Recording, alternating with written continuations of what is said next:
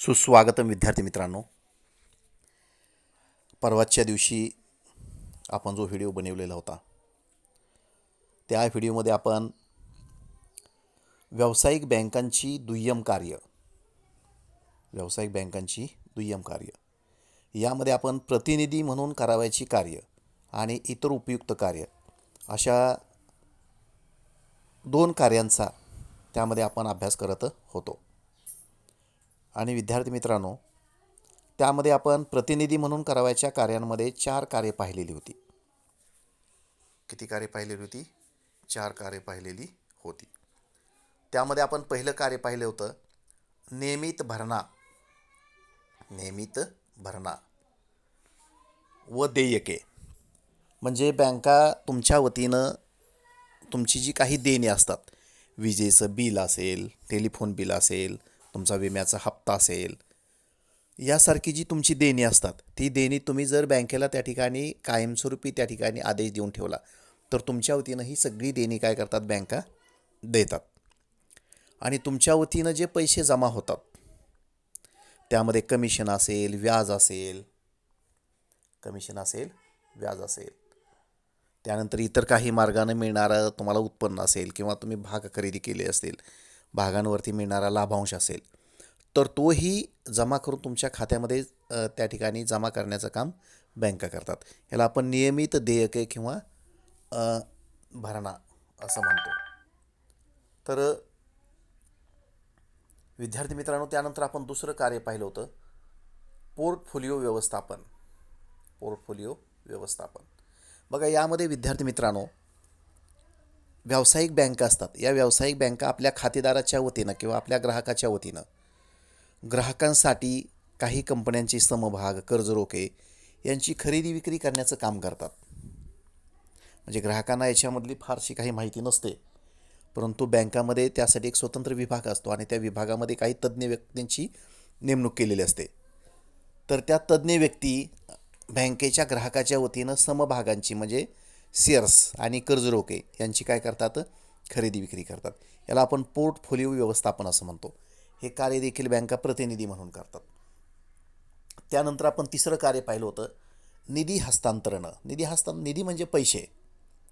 बँका खातेदाराच्या वतीनं किंवा ग्राहकाच्या वतीनं पैसे एका ठिकाणाहून दुसऱ्या ठिकाणी पाठवण्याची काय करतात? सुविधा उपलब्ध करून देतात. आणि अलीकडच्या काळामध्ये हे जे कार्य आहे हे कार्य खूप मोठ्या प्रमाणात केलं जातं. आज जर आपण पाहिलं तर पैसे एका ठिकाणाहून दुसऱ्या ठिकाणी आपल्याला रोख स्वरूपात घेऊन जाण्याची आवश्यकता राहिलेली नाही. आपण RTGS किंवा NEFT सारख्या माध्यमांचा वापर करून आपण पैसे एका खात्यातून दुसऱ्या खात्यामध्ये किंवा एका बँकेतून दुसऱ्या बँकेमध्ये, एका बँकेच्या शाखेमधून बँकेच्या दुसऱ्या शाखेमध्ये किंवा आपल्या नातेवाईकांच्या नावावरती त्या ठिकाणी कोणाच्याही नावावरती त्या ठिकाणी काय करू शकतो? पाठवू शकतो. म्हणजे हस्तांतर करू शकतो, ट्रान्सफर करू शकतो. तर निधीचं हस्तांतरण करणं हे सुद्धा बँका एक प्रतिनिधी म्हणून त्या ठिकाणी ग्राहकाच्या वतीनं काय करतात? काम करतात. आणि हे सुद्धा काम खूप महत्त्वाचं आहे. त्यानंतर विद्यार्थी मित्रांनो, आपण 4 नंबरचं कार्य पाहिलं होतं डिमटेरियलायझेशन म्हणजे विद्यार्थी मित्रांनो पेपरलेस काम. कागदाचा वापर न करता केलं जाणारं काम. त्याला आपण डिमटेरियलायझेशन असं थोडक्यात म्हणतो. तर बघा विद्यार्थी मित्रांनो, आज जर बँकेचं काम पाहिलं तर बरंचसं काम हे पेपरलेस झालेलं आहे. अगदी बँकेचं खातं उघडण्यासाठी तुम्हाला फॉर्म भरण्याची सुद्धा आवश्यकता राहिलेली नाही. तुम्ही मोबाईलच्या सहाय्यानं त्या ठिकाणी बँकेमध्ये तुमचं खातं उघडू शकता. बँकेमधले व्यवहार करण्यासाठी सुद्धा आता पासबुक, पैसे भरण्याची स्लिप, पैसे काढण्याची स्लिप हे त्या ठिकाणी याची आवश्यकता आता राहिलेली नाही. ह्या सगळ्या गोष्टी विद्यार्थी मित्रांनो आपण ऑनलाईन आणि मोबाईल बँकिंगचा वापर करून त्या ठिकाणी करू शकतो. म्हणजे बँकेनं जवळजवळ बरंचसं काम 50% जास्त काम हे पेपरलेस काम केलेलं आहे. त्या ठिकाणी कागदाचा वापर काय केलेला आहे? त्या ठिकाणी पूर्णपणे कमी केलेला आहे. त्याच पद्धतीनं विद्यार्थी मित्रांनो आपण बँकेमध्ये एक डीमॅट नावाचं खातं ओपन करू शकतो. काय करू शकतो? डीमॅट नावाचं खातं ओपन करू शकतो, आहे की नाही? तर या डीमॅट नावाच्या खात्यामध्ये जर तुम्ही काही कंपन्यांचे भाग विकत घेतले, तुम्ही कंपन्यांचे शेअर्स विकत घेतले, तर हे शेअर्स त्या ठिकाणी इलेक्ट्रॉनिक पद्धतीनं साठवून ठेवण्याचं काम किंवा या भागांच्या ज्या नोंदी आहेत त्या नोंदी इलेक्ट्रॉनिक पद्धतीनं त्या ठिकाणी ठेवण्याचं काम बँका त्या ठिकाणी करतात. त्याला आपण डिमटेरियलायझेशन असं म्हणतो. काय म्हणतो त्याला? डिमटेरियलायझेशन असं म्हणतो. लक्षात येते?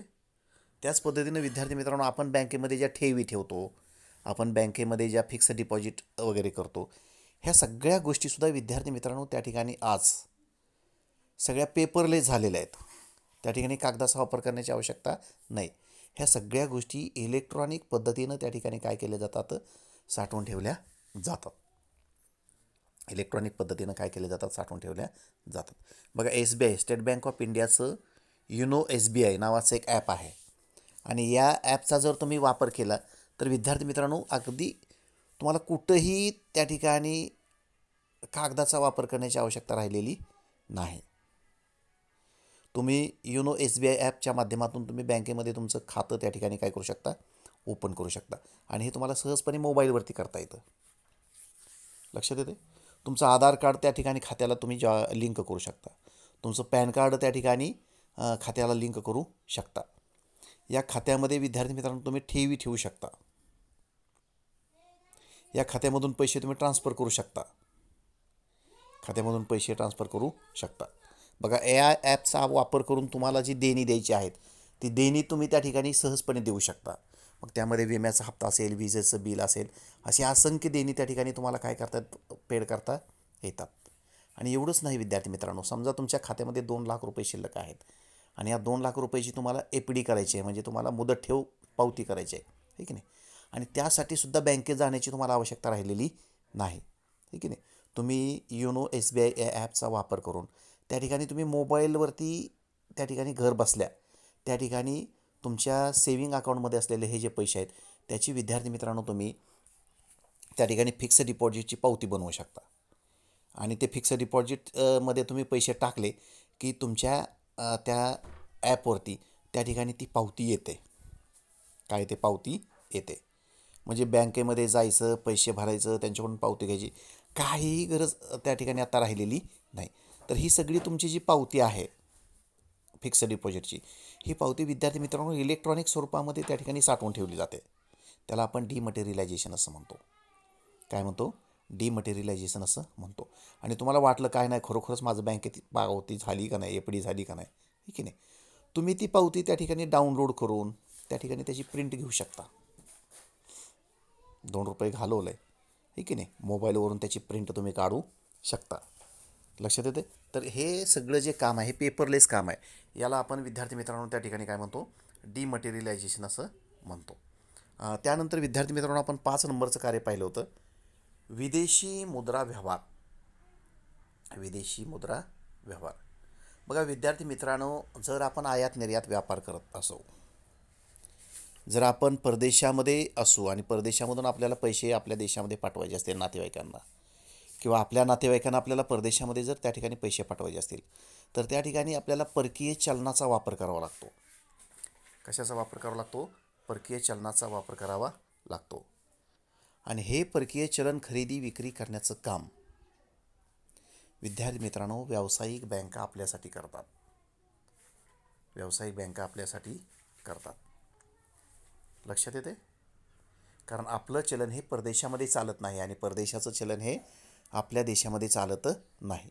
तर यासाठी परदेशी चलनाची जी खरेदी विक्री आहे ही खरेदी विक्री ग्राहकाच्या वतीनं त्या ठिकाणी करण्याचं काम या व्यावसायिक बँका किंवा व्यापारी बँका आपल्याला करताना दिसून येतात. लक्षात येते?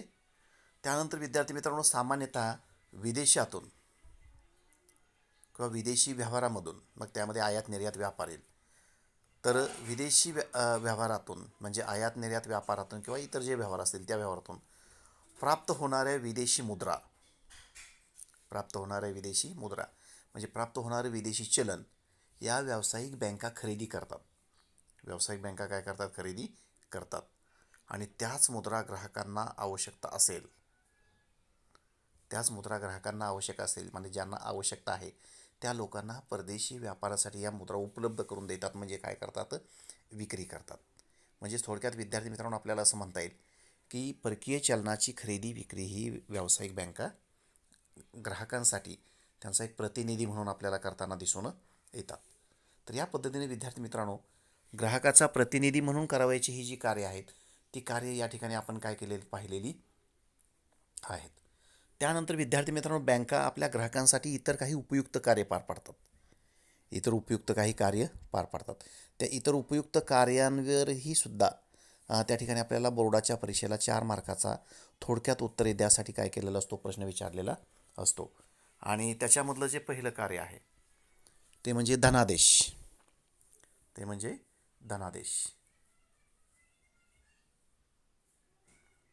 बघा विद्यार्थी मित्रांनो, धनादेश म्हणजे चेक. धनादेश म्हणजे चेक.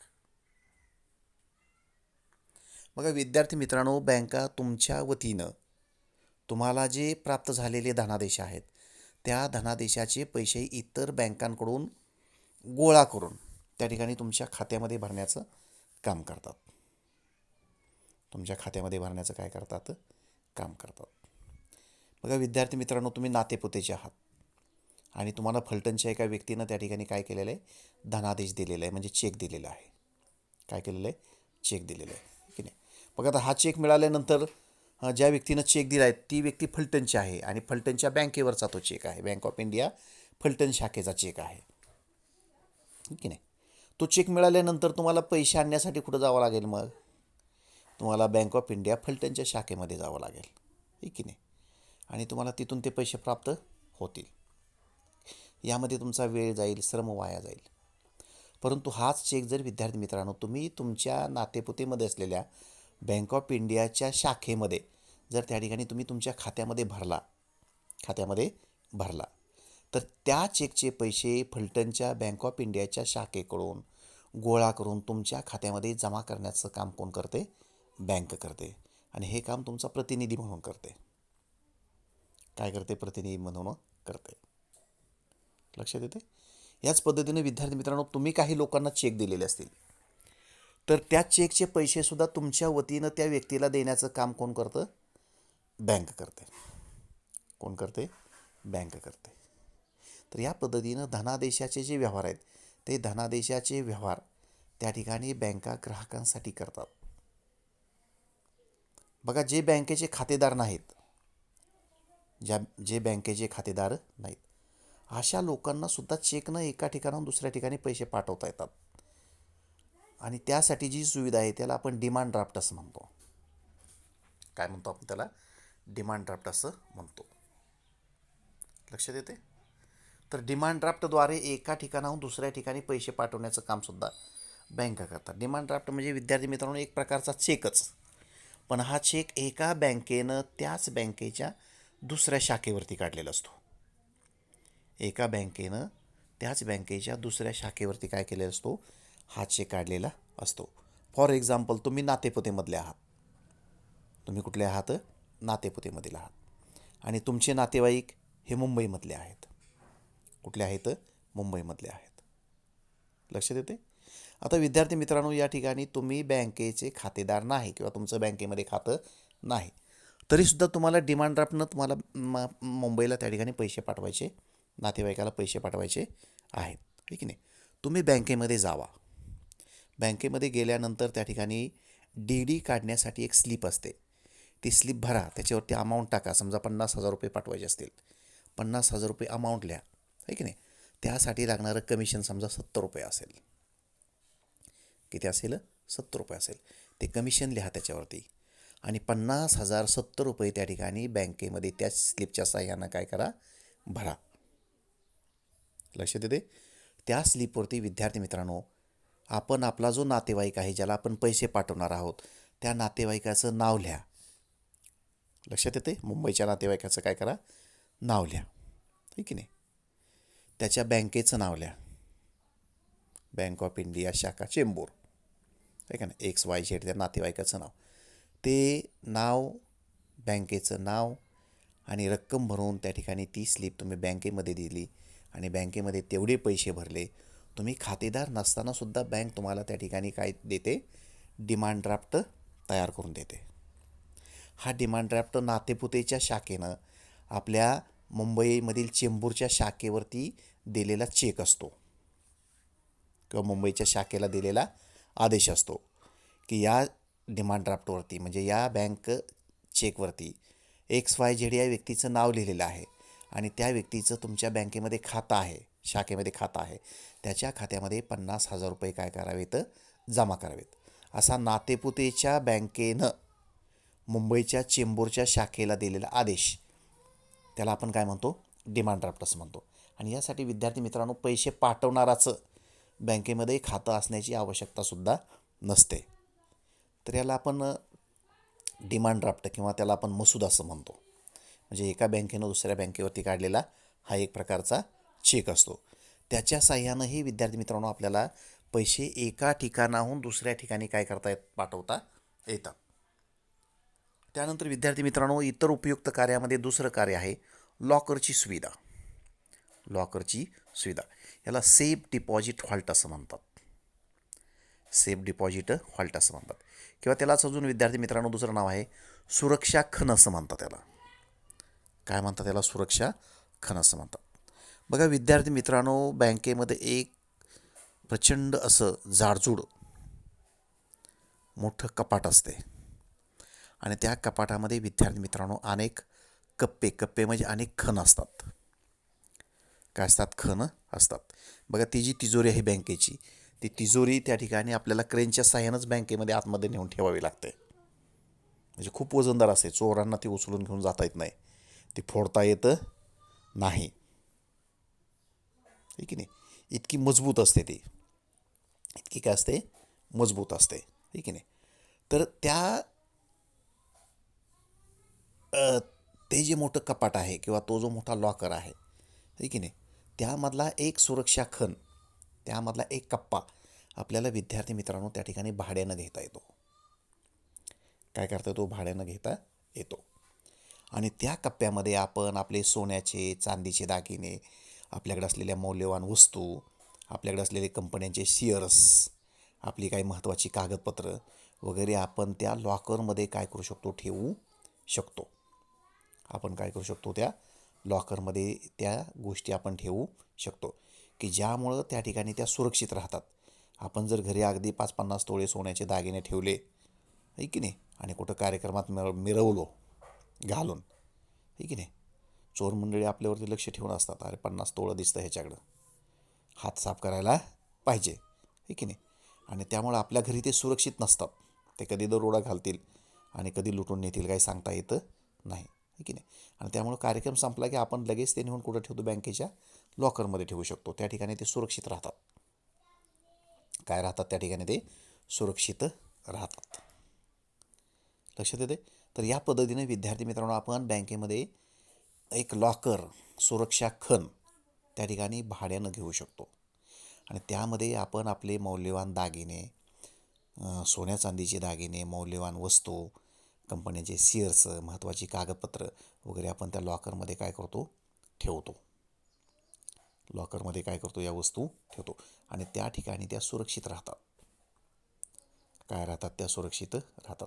बघा या सुरक्षा खणाला विद्यार्थी मित्रांनो 2 चाव्या असतात. एक चावी बँकेच्या मॅनेजरकडे असते आणि दुसरी चावी आपल्याकडे असते. या दोन्हीही चाव्या लावल्याशिवाय तो खण त्या ठिकाणी विद्यार्थी मित्रांनो उघडला जात नाही. उघडला जात नाही. लक्षात येते.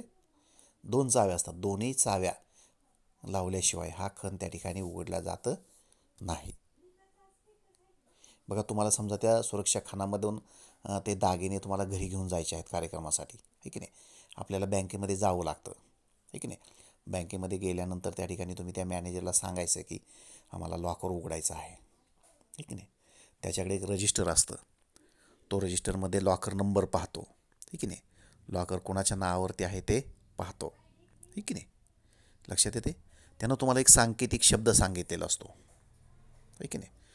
तो शब्द तो तुम्हाला विचारतो आणि तो सांकेतिक शब्द तुम्ही बरोबर सांगितल्यानंतर त्या ठिकाणी लॉकरच्या रजिस्टरमध्ये त्या ठिकाणी तुमची सही घेतली जाते.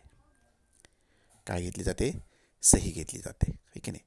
आणि मग तुमची सही घेतली, तुमची खात्री पटली की हा लॉकर तुमचाच आहे आणि तुम्हीच ती व्यक्ती आहे की ज्याच्या नावे हा लॉकर आहे. ठीक आहे नाही. त्यानंतर बँकेच्या मॅनेजरकडे असलेली जी चावी आहे ती चावी तो त्या लॉकरला लावतो आणि तो काय करतो, ते कुलूप फिरवतो. ठीक आहे नाही. पण त्या एका चावीनं ते लॉकर उघडलं जातं नाही. आहे की नाही. तो चावी लावेल, तो चावी फिरवेल आणि परत येऊन तो आपल्या जागेवरती बसेल. त्यानंतर तुम्ही जायचं आणि तुम्ही गेल्यानंतर तुमच्याकडे जी चावी आहे, आहे की नाही, त्या चावीनं विद्यार्थी मित्रांनो तुम्ही काय करायचं, पुन्हा चावी लावायची त्या लॉकरला आणि चावी फिरवायची. मग तो लॉकर उघडला जातो. लक्षात येते. तुम्ही ते दागिने काय तुम्हाला पाहिजे असेल ते त्यातलं ते घ्यायचं, आपल्या बॅगमध्ये ठेवायचं, आहे की नाही, आणि पुन्हा तो सुरक्षा खण बंद करायचा आणि पुन्हा चावी लावायची आणि काय करायचं, तो फिरवायचा. आहे की नाही. म्हणजे या पद्धतीनं त्या ठिकाणी अगदी तुम्ही बँकेमध्ये ठेवलं असलं तरी बँकेतल्या कुठल्याही कर्मचाऱ्याला तुमचं लॉकर उघडून त्याच्यातले दागिने वगैरे फस्त करता येतं नाहीत. म्हणजे एवढे ते सुरक्षित राहतात. तर या पद्धतीची विद्यार्थी मित्रांनो लॉकरची जी सुविधा आहे ती लॉकरची सुविधा बँकेकडून काय केली जाते, तुम्हाला पुरवली जाते. हे इतर उपयुक्त कार्यामधलं एक अत्यंत महत्त्वाचं कार्य आहे. त्यानंतर विद्यार्थी मित्रांनो 3 नंबरचं कार्य आहे प्रकल्प अहवाल तयार करणे. बघा विद्यार्थी मित्रांनो, आपण बऱ्याच वेळेस एखादा स्टार्टअप सुरू करतो. स्टार्टअप म्हणजे एखादा नवीन उद्योग सुरू करतो आणि हा नवीन उद्योग सुरू करत असताना त्या ठिकाणी तुम्हाला त्या प्रकल्पाचा अहवाल तयार करावा लागतो. प्रकल्पाचा काय तयार करावा लागतो, अहवाल तयार करावा लागतो. तर हा प्रकल्प अहवाल त्या ठिकाणी त्या स्टार्टअप म्हणजे त्या उद्योजकाच्या वतीनं हा प्रकल्प अहवाल तयार करण्याचं कामसुद्धा बँका करतात. बँकेचे अधिकारी त्याच्यामध्ये तज्ज्ञ असतात. काय असतात त्याच्यामध्ये, तज्ज्ञ असतात. ते तुम्हाला त्या ठिकाणी प्रकल्प अहवाल तयार करून देतात. त्यानंतर विद्यार्थी मित्रांनो इतर उपयुक्त कार्यामधलं 4थं कार्य आहे भेट धनादेश किंवा गिफ्ट चेक असं म्हणतो. बघा भेट धनादेशाप्रमाणेच त्या ठिकाणी प्रवासी धनादेश सुद्धा देण्याचं काम बँका करतात. गिफ्ट चेक म्हणजे अशा प्रकारचा एक चेक की तो आपण आपल्या नातेवाईकांना, आपल्या प्रियजनांना त्या ठिकाणी एखाद्या शुभ प्रसंगी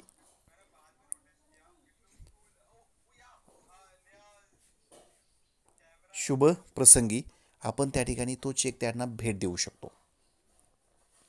काय करू शकतो, भेट देऊ शकतो. लग्न समारंभ असेल, लहान मुलांचा त्या ठिकाणी बारशाचा म्हणजे नामकरण समारंभ असेल, ठीक आहे नाही, किंवा इतर काही शुभप्रसंग असेल, तर अशा शुभप्रसंगी आपण आपल्या प्रियजनांना, आपल्या जवळच्या व्यक्तीला, एखाद्या खास व्यक्तीला त्या ठिकाणी हा चेक त्या ठिकाणी काय करू शकतो, भेट देऊ शकतो. आणि त्या चेकमध्ये मग ती विशिष्ट अमाऊंट टाकलेली असते. काय केले असते, अमाऊंट टाकलेली असते. अगदी आयर करतो तसा 100-200 रुपयाचा चेक हा नसतो, आहे की नाही. काही श्रीमंत व्यक्ती त्या ठिकाणी लाखोच्या पटीमध्ये त्या ठिकाणी रकमेचे काय करतात, गिफ्ट चेक भेट म्हणून देतात. काय करतात, भेट म्हणून देतात. समजा आपण एका बहिणीच्या मुलीचे त्या ठिकाणी आपण मामा आहोत आणि त्या मुलीचं समजा त्या ठिकाणी नामकरण समारंभ म्हणजे बारसा आहे, है की नाही. जन्मानंतर समजा एक 4 महिन्यानंतर त्याचं नाव ठेवण्याचा कार्यक्रम म्हणजे बारशाचा कार्यक्रम आहे. आणि तुम्हाला वाटलं काय नाही की आपण आपल्या बहिणीच्या मुलीसाठी त्या ठिकाणी एक गिफ्ट चेक भेट देऊया की ज्यामधली रक्कम आहे ती रक्कम तिला तिच्या पुढच्या आयुष्यासाठी काय होऊ शकेल, उपयोगी पडू शकेल, ठीक आहे नाही. आणि समजा तुम्ही 1,00,000 रुपयेचा गिफ्ट चेक बँकेकडून घेतला आणि तो त्या नामकरण समारंभाच्या निमित्तानं काय केला, तुम्ही त्या कुटुंबाला त्या ठिकाणी भेट दिला, ठीक आहे नाही. म्हणजे 1,00,000 रुपयाची भेट दिली, ठीक आहे नाही. आणि समजा त्या तुमच्या बहिणीनं ते 1,00,000 रुपये त्या मुलीच्या नावावरती त्या ठिकाणी 25 वर्षासाठी त्या ठिकाणी फिक्स डिपॉझिटमध्ये टाकले, ठीक आहे नाही. ज्यावेळेस 25 वर्षानंतर ती मुलगी त्या ठिकाणी लग्नाच्या वयाची होईल, ठीक आहे नाही, किंवा 20 वर्षाच्या मुदतीसाठी टाकलं. 20 वर्षानंतर ज्यावेळेस तिला उच्च शिक्षण वगैरे घ्यायचं असेल त्यावेळेस विद्यार्थी मित्रांनो तुम्ही 20 वर्षापूर्वी टाकलेल्या त्या 1,00,000 रुपये रकमेचं त्या ठिकाणी कितीतरी लाख रुपये जमा झालेले असतील व्याजानं, ठीक आहे नाही. म्हणजे त्या 1,00,000चे विद्यार्थी मित्रांनो त्यावेळेस त्या ठिकाणी 15 ते 20 लाख रुपये काय झाले असतील त्या ठिकाणी त्या एफडीचे जमा झालेले तुम्हाला दिसून येतील. आणि मग त्याच्या सहाय्यानं तिचा विवाह प्रसंग म्हणजे अगदी तिच्या घरच्यांनी 10 रुपये खर्च न करता देखील तुम्ही 20 वर्षापूर्वी दिलेला जो गिफ्ट चेक होता त्याची एफ डी केली आणि त्या एफ डीच्या पैशांमधून 20 वर्षानंतर मिळणारी जी रक्कम आहे त्या रकमेमध्ये त्या मुलीचा विवाह प्रसंग किंवा विवाह समारंभ अतिशय चांगल्या पद्धतीनं काय करता येतो, तुम्हाला साजरा करता येतो. किंवा 15 वर्षाची एफ डी केली असेल, 15 वर्षानंतर ज्यावेळेस मुलगी ती 12वी पासून बाहेर पडते त्यावेळेस तिच्या उच्च शिक्षणासाठी त्या 15 वर्षापूर्वी गुंतवलेल्या 1,00,000 रुपयाचे विद्यार्थी मित्रांनो काही लाख रुपये तयार झालेले असतील आणि त्या पैशामध्ये तिचं जे उच्च शिक्षण आहे ते उच्च शिक्षण काय होऊ शकतं, त्या ठिकाणी पूर्ण होऊ शकतं. तर अशा पद्धतीनं काही लोक विद्यार्थी मित्रांनो त्या ठिकाणी गिफ्ट चेक भेट देतात. काय करतात, गिफ्ट चेक भेट देतात, आहे की नाही. तर यासाठी बँका तुम्हाला त्या ठिकाणी गिफ्ट चेक काय करतात, तयार करून देतात. अतिशय सुशोभित असे छान असे डिझाईन केलेले हे काय असतात, चेक असतात. त्याच पद्धतीने विद्यार्थी मित्रांनो व्यापारी बँका तुम्हाला प्रवासी चेक देतात. काय देतात, प्रवासी चेक देतात, त्याला ट्रॅव्हलर चेक असं म्हणतात. बघा विद्यार्थी मित्रांनो तुम्हाला उत्तर भारतामध्ये सहलीला जायचं आहे, उत्तर भारतामध्ये तुम्हाला फिरायला जायचं आहे. मग त्यामध्ये तुम्ही आग्रा, त्याच्यानंतर दिल्लीनंतर त्या ठिकाणी तुम्ही श्रीनगर, जम्मू काश्मीरला वगैरे जाणार आहात, आहे की नाही. त्यानंतर हरियाणा वगैरे म्हणजे उत्तर भारतामध्ये तुम्ही अगदी 15 दिवस फिरून येणार आहात, आहे की नाही. आणि साधारणपणे तुम्हाला या सहलीसाठी 50,000 रुपयाची आवश्यकता आहे. जर तुम्ही महाराष्ट्रातून 50,000 रुपये घेऊन जर गेला रोख, आहे की नाही, रेल्वेमध्ये आपल्या पैशावरती कोण डल्ला मारेल काय सांगता येतं नाही. दमदाटी करूनसुद्धा आपल्याकडून ते पैसे कधी कधी लुटले जाऊ शकतील. म्हणजे प्रवासामध्ये रोख पैसे बाळगणे हे विद्यार्थी मित्रांनो खूप रिस्की काम आहे, आहे की नाही. मग अशा वेळेस आपण बँकेकडून त्या ठिकाणी ट्रॅव्हलर चेक म्हणजे प्रवासी चेक घेऊ शकतो. 1, 2, 4, 5,000 रुपये आपण आपल्याकडे रोकड स्वरूपामध्ये ठेवले, आहे की नाही. आणि दुसरे 40-45,000 रुपये आपण कशामध्ये घेतले, त्या ठिकाणी प्रवासी चेकच्या स्वरूपामध्ये घेतले. तुम्ही बँकेमध्ये गेला आणि सांगितलं काय नाही आम्हाला उत्तर भारतात फिरायला जायचं आहे, ठीक आहे नाही, दिल्ली या ठिकाणी मोडणारा आम्हाला एक चेक द्या, ठीक आहे नाही. बँक तुमच्याकडून 45,000 रुपये घेईल आणि बँक तुम्हाला दिल्लीच्या शाखेवरती त्या ठिकाणी तुमचं नाव टाकलेला एक काय करेल, त्या ठिकाणी 45,000 रुपयेचा चेक देईल, ठीक आहे नाही. तुम्ही इथून प्रवास केला, आग्रा वगैरे पाहिला, आग्रा पाहिल्यानंतर तुम्ही दिल्लीला गेला, दिल्लीला गेल्यानंतर विद्यार्थी मित्रांनो त्या ठिकाणी तो चेक घेऊन तुम्ही तिथल्या बँकेच्या शाखेमध्ये गेला, ठीक आहे. बँक तुम्हाला त्या ठिकाणी 45,000 रुपयेचं काय करते, पेमेंट करते, ठीक आहे. आणि मग ते पैसे घेऊन आपण त्या ठिकाणी मुक्तपणे त्या ठिकाणी काय करू शकतो, वावरू शकतो, ठीक आहे. म्हणजे प्रवासामध्ये पैसे जवळ बाळगणं थोडं रिस्की काम आहे. त्यासाठी आपण बँकेकडून प्रवासी चेक घेऊ शकतो आणि आपण निश्चिंत राहू शकतो. तर या पद्धतीने इतर उपयुक्त कार्यामध्ये बँक हे तुमच्यासाठी काम करते. त्यानंतर विद्यार्थी मित्रांनो 5 नंबरचं उपयुक्त कार्य आहे अंडर रायटिंग सेवा. अंडर रायटिंग सेवा, अंडर रायटिंग सेवा म्हणजे त्याला विद्यार्थी मित्रांनो आपण भाग विमेकरी म्हणू, आपण त्याला काय म्हणू, भाग विमेकरी सारखं बँका काम करतात. भाग विमेकरी म्हणजे बघा कंपन्यांनी शेअर्स विकायला काढलेले असतात. कंपनीने काय विकायला काढलेले असतात, शेअर्स विकायला काढलेले असतात.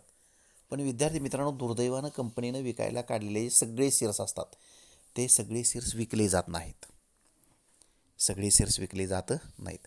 आणि त्यामुळं त्या कंपनीला जे किमान भांडवल उभा करायचं असतं ते भांडवल त्या ठिकाणी उभा करता येतं नाही. अशा वेळेस विद्यार्थी मित्रांनो बँका त्या कंपनीचे जे शिल्लक राहिलेले शेअर्स आहेत ते शिल्लक राहिलेले शेअर्स त्या ठिकाणी खरेदी करतात. शिल्लक राहिलेले शेअर्स काय करतात, खरेदी करतात.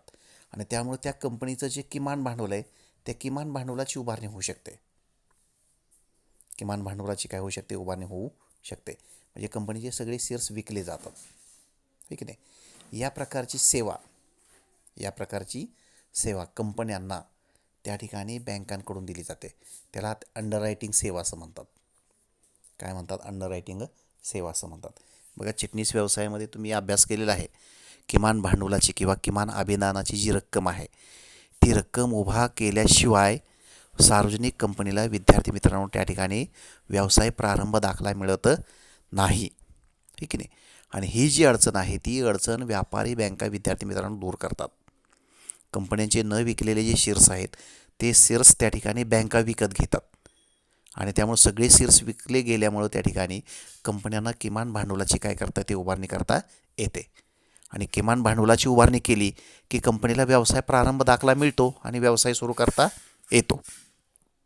या प्रकारची जी सेवा दिली जाते त्या सेवेला विद्यार्थी मित्रांनो अंडर रायटिंग सेवा असं म्हणतात. काय म्हणतात त्याला? अंडर रायटिंग सेवा असं म्हणतात. त्यानंतर विद्यार्थी मित्रांनो उपयुक्त कार्यामधलं शेवटचं कार्य आहे सोने गुंतवणुकी संदर्भातील सेवा. सोने गुंतवणुकी संदर्भातील सेवा. बघा विद्यार्थी मित्रांनो, आता विविध व्यावसायिक बँका सुवर्ण किंवा सोने विक्रीची सेवा देतात. सोने विक्रीची काय करतात? सेवा देतात. विविध बँका ग्राहकाकडून मोठ्या प्रमाणात सोने आणि सोन्याचे दागिने खरेदीचे व्यवहार करतात. काही बँका आपल्या ग्राहकांना गोल्ड फंड, गोल्ड ETF इत्यादी सल्लागार सेवा देखील काय करतात? उपलब्ध करून देतात.